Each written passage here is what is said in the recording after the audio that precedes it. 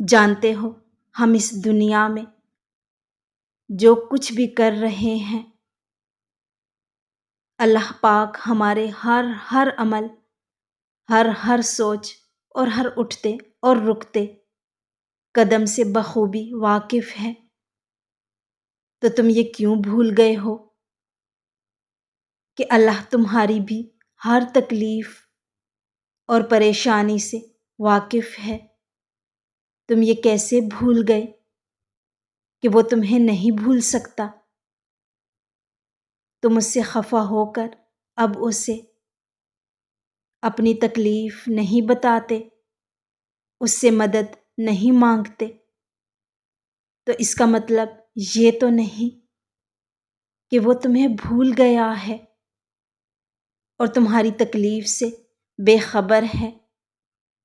اللہ پاک تو بس یہ چاہتا ہے کہ تم جان لو کہ وہ دن کے بعد رات لاتا ہے، وہ دن کے ساتھ رات کی بھی خبر رکھتا ہے۔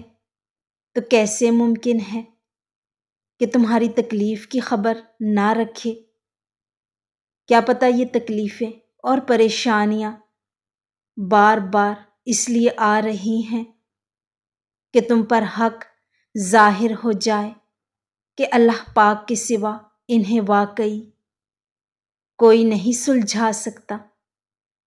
اس لیے امید رکھو، نا امید مت ہو۔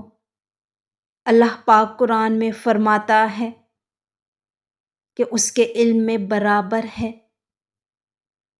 تم میں سے جو بات دل میں چھپائیں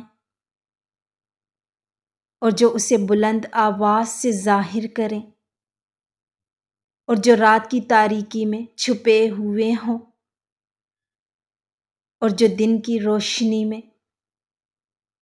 چلتے پھرتے ہوں۔ زندگی تو مشکلات اور تکلیفوں کا نام ہے، یہاں خوشیاں بھی آتی ہیں اور غم بھی۔ تو اگر تم اداس ہو، پریشان ہو یا تکلیف میں گھرے ہوئے ہو، تو یاد رکھو ایک بات جو پتھر پر لکیر ہے کہ جسے لکھ کر اللہ نے تمہیں تھما دیا ہے، جسے کوئی مٹا نہیں سکتا، جو بات کبھی بدلی نہیں جا سکتی، وہ یہ کہ آنے والا وقت ہمیشہ تمہارے لیے پہلے سے بہتر ہوگا۔ تمہیں اللہ پر یقین رکھنا ہے، تمہاری منزل یقیناً بہت خوبصورت ہونے والی ہے۔ اور دیکھو اللہ نوازتا ہے تو آزماتا بھی ہے۔ جب ہم دعویٰ کرتے ہیں اللہ پاک پر یقین کا، تو ہم کیا سمجھتے ہیں کہ آزمائے نہیں جائیں گے؟ اللہ نے تو انبیاء کرام کو بھی آزمایا تھا، جن کا ایمان پختہ تھا اور جو کامل مومن تھے۔ اور جانتے ہو یقین کی آزمائش کیسے ہوتی ہے؟ جب مچھلی کے پیٹ کی مانند اندھیرا ہمارے چاروں طرف سے ہمیں ڈرا رہا ہوتا ہے، جب موت کو اتنے قریب سے دیکھ رہے ہوتے ہیں، اس اندھیرے میں اتنی وحشت ہوتی ہے کہ ہمیں لگتا ہے کہ ہم کبھی اس سے نکل نہیں سکتے۔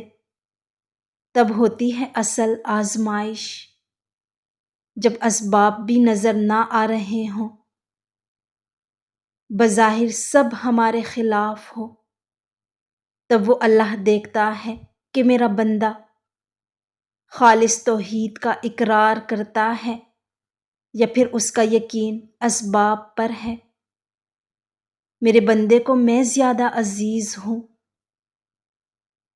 یا پھر زندگی کی آسائشیں؟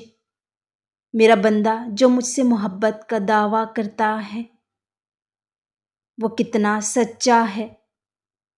تب وہ رب ہم سے بس اتنا چاہتا ہے کہ ہم اپنا معاملہ اس کے سپرد کر دیں